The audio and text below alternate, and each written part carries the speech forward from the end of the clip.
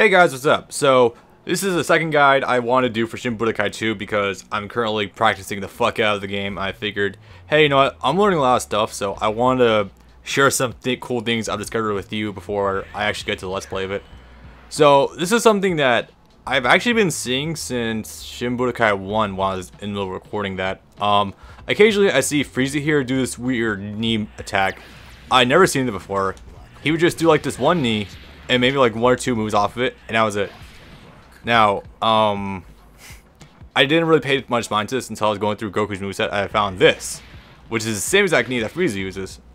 There's a point to this I'm getting to. First of all, the fact that what really gravitated me towards this knee was the fact that, you know, it's a lot less noticeable if you rip this instead of something like this. Maybe it's just because I'm a huge... Maybe it's just because in Tekken, I'm learning how to play Brian Fury right now, but in that game, Brian's taunt is like one of the most interesting things in that game. So, when I first saw this, I was wondering where the applications were for it. So, I took it into practice mode and I started experimenting with it. I should note right now that usually I don't pay attention to like melee moves in my guides. Like, if I'm talking about moves, I'm usually talking about like super attacks or like power-ups like this shit or something like that, or maybe like Dragon Fist or something like that. Maybe like something interesting or some sort of like application you could use this for. But this, I don't focus on standalone moves, you know? So there's a very good reason I'm talking about this today. First of all, let me get... Well, should I keep the things on screen? Yeah, it's not really hurting anyone. So I want to talk about this knee. Back triangle for Goku. For Vegeta, I think it's just neutral triangle, and for Frieza, I think it's also back triangle. The reason I'm so gravitated towards this knee, and I'm going to make this actually a staple of my offense. The reason I like this so much is because, first of all, it's chargeable. It's actually got really short range, but if you land this, you're actually enough plus frames to be able to do a full combo. Assuming your combos don't suck like mine do. I could probably like do something like that, or I don't know, some other combo that would probably require execution that sadly I lack. But yeah, I felt like talking about this because this has some really cool applications. So again, I mentioned this is chargeable. It's a very subtle animation. This is gonna be better against humans than computers, but with computers you could still kind of gimp them sometimes with going almost full charge. Oh come on, I know the window is bigger. Yeah, like doing some weird cancels like that. I'm walking this one also like the KO Kamehameha guide I did without much of a script because I just want to talk about this because this is really cool. It's unblockable. I've seen a track before. Unfortunately, I cannot set the AI to really do anything in terms of like sidewalking or shit like that, but I'm gonna set breakfall on. This also has a couple of extensions off it, like this. However, that's not really what I want to do. If you just hit the first two hits, you can still get a full combo if you're fast enough, because the second hit recovers fast enough. You can do that. You can get Goku's mini square combo, so that's pretty cool. Other applications for this need include the fact that this is a smash attack means you have one hit of armor when you're doing it, and you could like weird fucking charge canceling like this. No, this is not a guy dedicated to me stroking my knee penis about this. No. There was one huge point I want to talk about.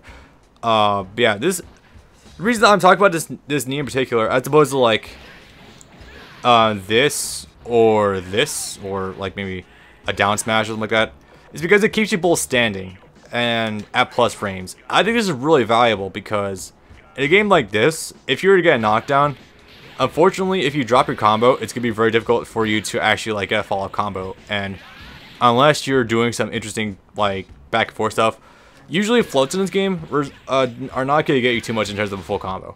So that's unfortunate, but it's the sad truth of it. Whereas if you keep him standing with a knee like this, you can see by that that's a true combo. Like watch this. And it's not just if you land the full charge knee. if you get land lightly charged, or like not charged at all, you're still at significant plus frames. Like you can do it, you can backdash, you can sidestep before he even recovers. You might actually be able to almost land that before, or you might be able to sidestep and then do an attack before you can even recover. So that's really cool. You might be starting to see what the value I find in this knee per se, or this knee attack in particular, because the applications you could do off this are actually really cool.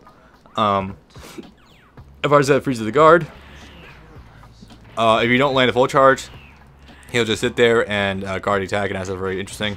If you were to get the full charge, you also rip through his entire guard gauge or aura gauge. I'm not sure what the technical term for that is. Meanwhile, if you do get the full charge, you can go for a combo like that and put him into another wake up position. However, this is where it gets kind of cool. If you were to set him to not tech roll or break falls,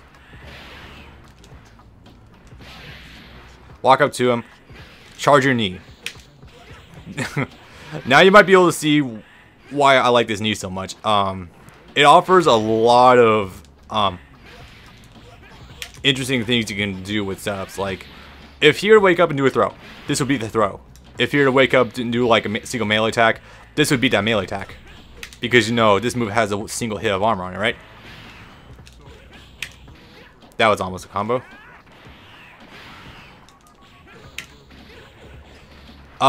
You'd be surprised how often the AI can actually be scared, can be susceptible to scare tactics like rushing in.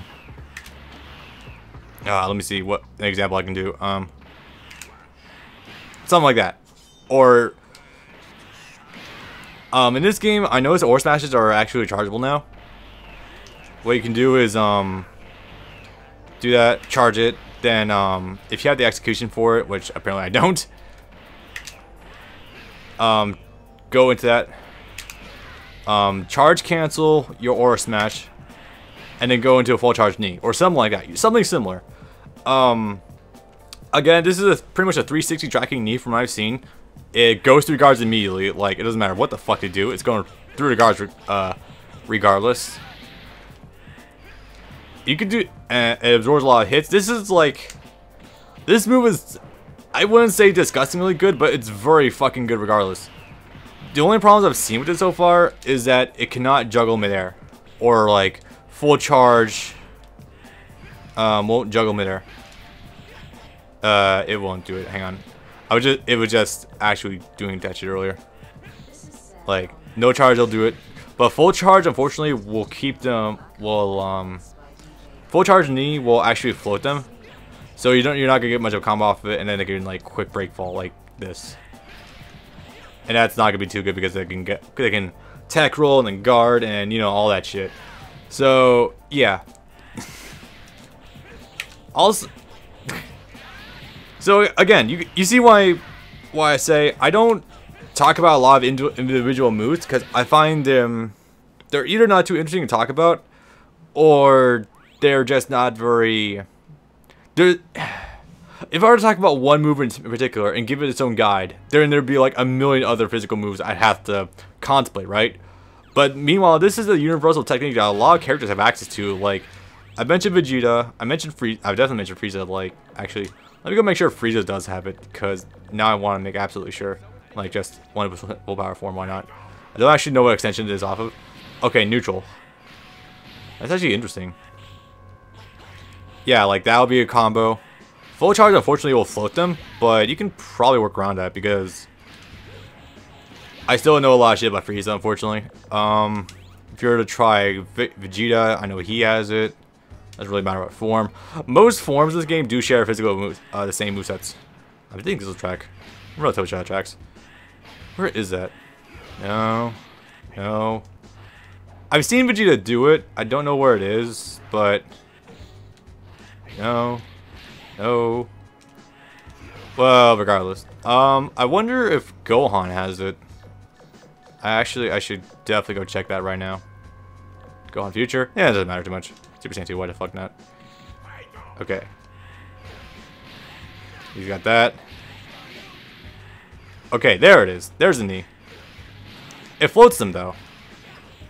Which isn't too much of a hindrance, because,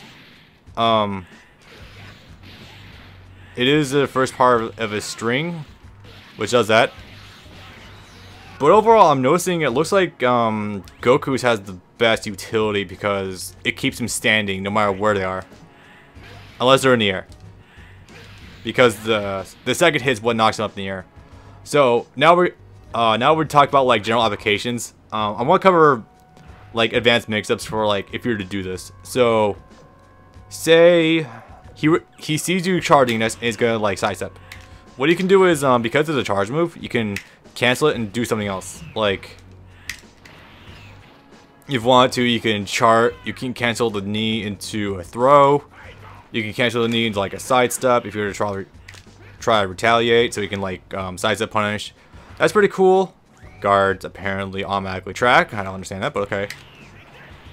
You can cancel the knee into much safer string, like something like that or something. I don't know if that's safe or not. Okay, jab jab. Let's say that's safe. Why not? Yeah, since this is a charge move, it has all the same applications as all other charge moves in Budokai 3 and Shin Budokai 1 too. It's the same core mix-up. Like, if they sit there and block, then they're gonna get hit by an unblockable knee, right? Meanwhile, if they try to retaliate or sidestep, if you can visual confirm it, you can cancel the guard or cancel the knee into some other form of offense, you know? Or if you really want to fuck with them, actually, what you could do is, if they like backdash or something, you could, actually a big one would probably. Okay, so what's going through my head right now is if they see you charging a knee, and they were to backdash, you can Dragon Rush after them. So that's pretty cool. Shit, that's gonna be a little tricky, actually. Of course, there's also like two different types of guard crushes in this game. That type floats them. That is sad. I am upset by this. Yeah, if it crushes their guard, or it actually like aura crushes them, I guess is the best thing best terminology I can give it. Then the forwards, like the normal cancel I would do, wouldn't work, which is unfortunate. But the normal square, you know, you can kind of see what I'm talking about. The variables that go into this kind of shit. Yeah, generally speaking, this is great for again mix-ups, close-in, unblockables, being guaranteed a follow-up of some kind. You won't have enough time to unfortunately do something like that. Well, maybe you can. Oh, hey, cool, you can. And then you can like go into the full extension or something like that. And Kamehameha. Fun. I guess that is a good thing you could do. But yeah, again, this is the reason I find so much value in this unblockable by itself is that it will net you a full combo if you get the full charge out. If you don't get the full charge out, then you're in enough control of the situation to be able to read it and do something accordingly. So it's like I would damn near say this is probably one of the best. Where is it? This is probably one of the most staple guard crushes you can do. This is really good. Like, holy shit, I'm seeing the more I'm doing this, the more applications I'm seeing for this. Not only that, but you know, again, it tracks, it guard crushes. You have one hit of armor, so you can get away with so much bullshit. You know, I should probably stop talking here, so that way I don't end up rambling into like a super advanced tutorial for what you can possibly do with this when I can't even visually illustrate it because the CPU is so limited in training mode. But yeah, so I just want to give you that. This is high application for what you can use for a basic offense. You know what I mean? You can do so much shit with this, and of course there's so much to throw. Just let it rip early, and you'll get again uncharged. It gives you a full combo. Because, you know, the 7 hits right there. Full charge, if you're on the ground and it hits normally, it still gives you the full combo. Meanwhile, the same if you're to guard it. So, you know, just try to balance it out, and you can get away with so much shit with this. Actually, I'm finding more and more ways you could use this to fuck with the AI. The only thing is that this will not eat a super attack. I don't think I have to mention that. It won't save you from like a Kamehameha or a Death Beam. But for everything else, I think you're pretty much set. It might not be the Dragon Rush though. Like it might not eat this. Actually, it might. I don't know. It definitely won't eat that. That's true. That is definitely a thing. But yeah, okay, so I'm gonna stop there before I keep going on and start getting into weird conspiracy theories for what the kind of shit you could do with this. So yeah, turns out my slight fanboying for Brian's taunt in Tekken is actually kind of a good thing in this game, huh? So yeah, hope you guys can find some cool things with that. That's gonna have some high application. So yeah, peace.